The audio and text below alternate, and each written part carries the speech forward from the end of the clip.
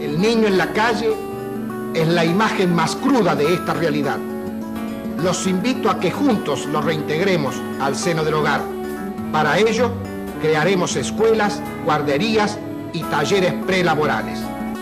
Sin importar el sacrificio que teníamos que hacer los cordobeses todos, y es para ofrecerle a las nuevas generaciones esa igualdad de posibilidades, que es la base de la democracia, de una democracia social profunda que es necesario que transforme a este país, pero que la primera herramienta para la transformación es la de la educación.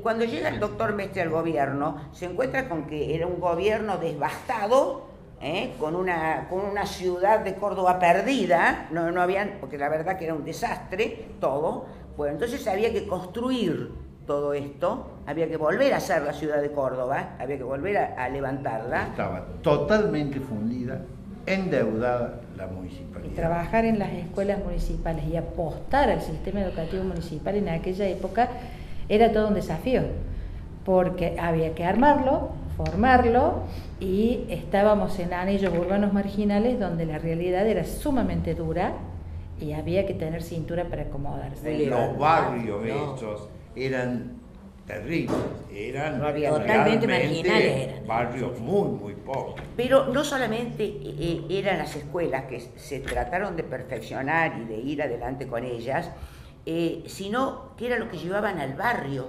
Eran barrios realmente paupérrimos, no tenían agua, no tenían luz. Cuando nos convoca, que le convoca a Chita y después a mí, ahí comenzamos con el relevamiento de las comunidades, de los barrios. ¿Quiénes habían presentado los nombres de los barrios? Los dirigentes de cada seccional. Porque una vez que ya se fijaba el terreno, Isabel Gainza y Olga Sorrentino las mandábamos a inscribir. Hablábamos con un padre y ellos, viste, con la olla los llamaban a la hora en que llegaban y se registraban los niños con muchos sin documentos, nombre y apellido, dónde vivían. Y las tareas eran supervisadas diariamente por el intendente. Cuando le llevábamos la prematrícula decía él, no, acá hay muchos más alumnos, que vuelvan a prematricular. Y teníamos solamente una renoleta con Roque Sanabria y el negro Acuña, que llevaban la leche o la yerba a las escuelas o el cacao, y nos tenían que transportar a nosotros al gabinete pedagógico, a la asesora técnico. Tomábamos el auto del intendente, del secretario general, del secretario de gobierno, porque le decíamos, tenemos que ir a la escuela y no tenemos que... Yo me llamo Roque Sanabria, chofer de la Dirección de Educación. Por eso estoy acá, porque me gusta mucho manejar. Y acá se hacen kilómetros. Teníamos ahí un jefe de flota que se llamaba Jordano. Él nos daba los vehículos para que viniéramos a llevar a la gente a las escuelas. Los primeros años no era el barrio urbanizado. Había como caminos para entrar con el auto, no había calle. Y bueno, a veces cuando llovía, los sabíamos quedar empantanados ahí. De pronto llega la escuela con sus progresos y sus virtudes y con sus defectos y errores y con sus falencias, porque faltaban muchas cosas, pero trae no solamente al maestro que va a educar al niño, sino que trae al médico que va a revisar el pediatra, al odontólogo, que también lo va a revisar a su niño y le va a dar las posibilidades de arreglar su dentadura, al oftalmólogo, que le va a dar la posibilidad de tener anteojos si le hace falta, a un gabinete psicopedagógico, que si le hace falta algún tipo de tratamiento que tenga que ver con el aprendizaje, con lo conductual, también se lo va a dar en ese momento. Entonces la relación es un ida y vuelta, ¿no? Entonces la escuela trae, pero los papás llevan a sus niños no solamente a recibir clases, sino a recibir todo esto también. Porque el contexto estaba acostumbrado al hospital público, a que nadie los mirara, a que no les dieran bolilla, a que no los atendieran. En cambio, la escuela les traía a ellos y les cubría esas necesidades que las habían tenido siempre. Llevaron educación, llevaron instrucción, porque las docentes nuestras después, digamos, no solamente instruían, sino que educaban, porque son dos cosas diferentes, ¿cierto? Y la tarea de instruir y educar es muy grande. No solamente era la escuela puesta ahí, claro, sino lo que significó para el tejido social de claro, esa comunidad. Entonces ya desde ese momento, desde la concepción, hay una relación diferente a escuela-barrio, ¿no? Era una escuela que ofrecía el alimento, ofrecía a veces ropa, calzado, ofrecía el oftalmólogo, el odontólogo, la huerta, y sí, yo he percibido los frutos de la huerta, de la ropa, del calzado y del alimento. Que era salir a trabajar con los niños al patio no, al sector de huerta que estaba cercado ya. Se le hizo la provisión de agua, la manguera para el riego, y se le enseñaba entonces a cultivar la tierra. En un niño donde hay hambre, muy difícil se puede desarrollar la mente, entonces también hay que brindar el alimento. No era solo sacar al niño de un medio que podía no ser bueno, estaba siempre detrás de cada uno de los proyectos la educación. Primer día de clases existían sillas, pero no mesas, eran sillas negras de plástico, bueno, y ahí teníamos clases, todos los grados.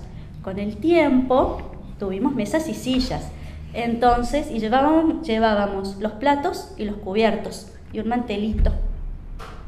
Después con el tiempo, ya cuando egresé, teníamos comedor, no teníamos que llevar ni platos ni cubiertos, y las maestras no nos servían la comida, ya teníamos camarera. Cuando nosotros iniciaron el servicio del comedor, no había camareras, no estaba reglamentado.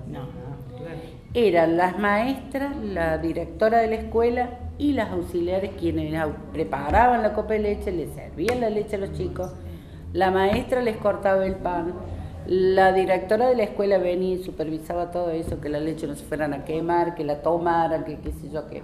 Nosotros los primeros años nosotros dábamos la leche, como dice Luce, la hacíamos nosotros y la repartíamos a los niños a la mañana.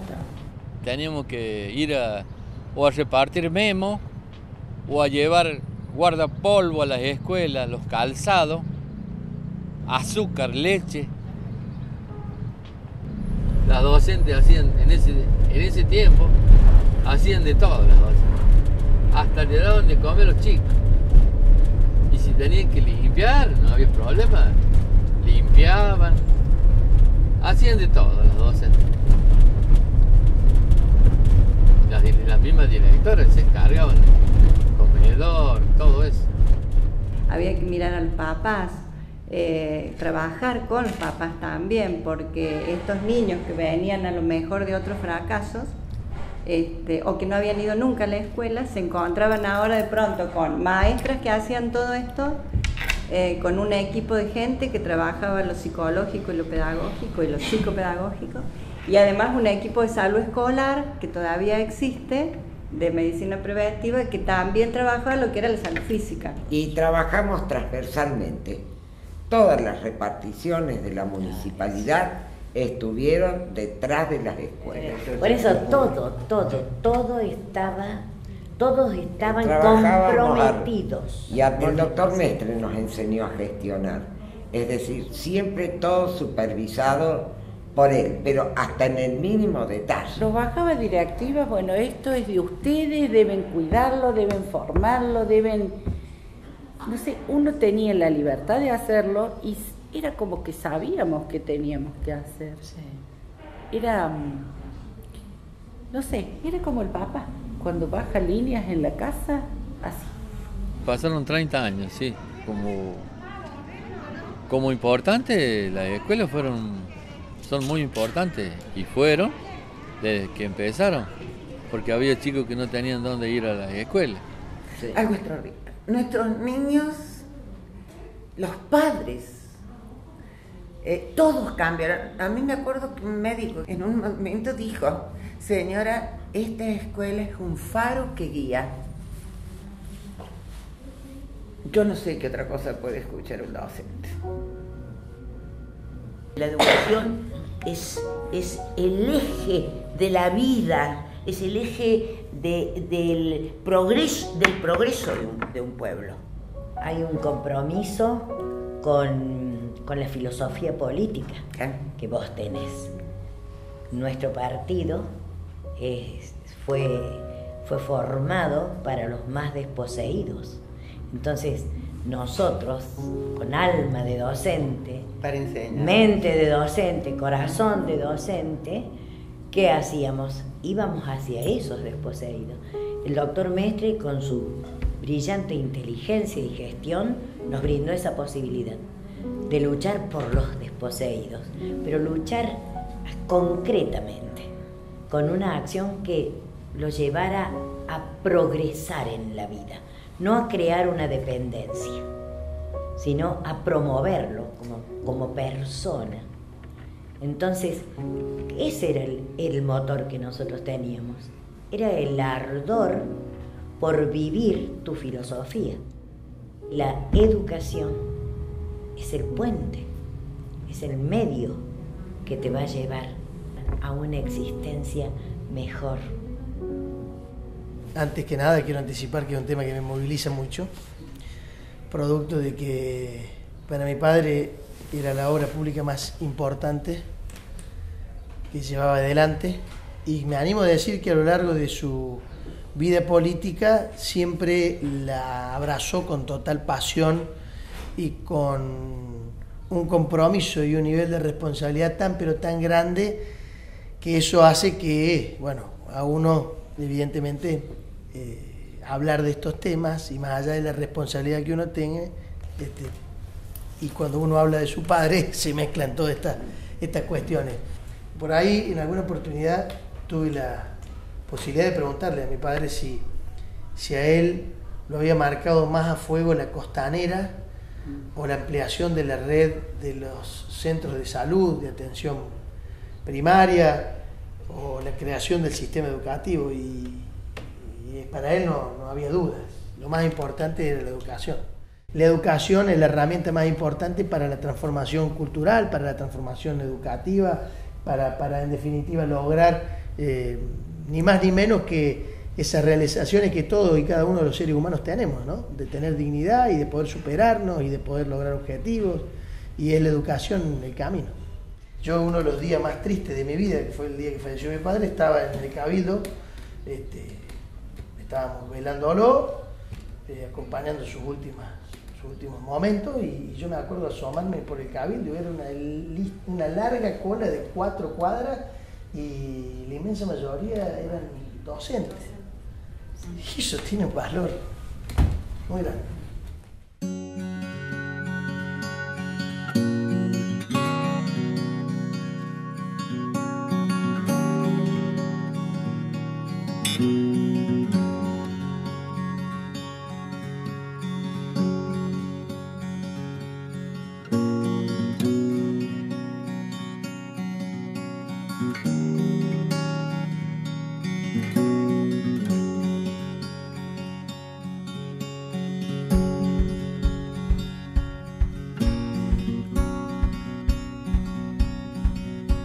Thank you.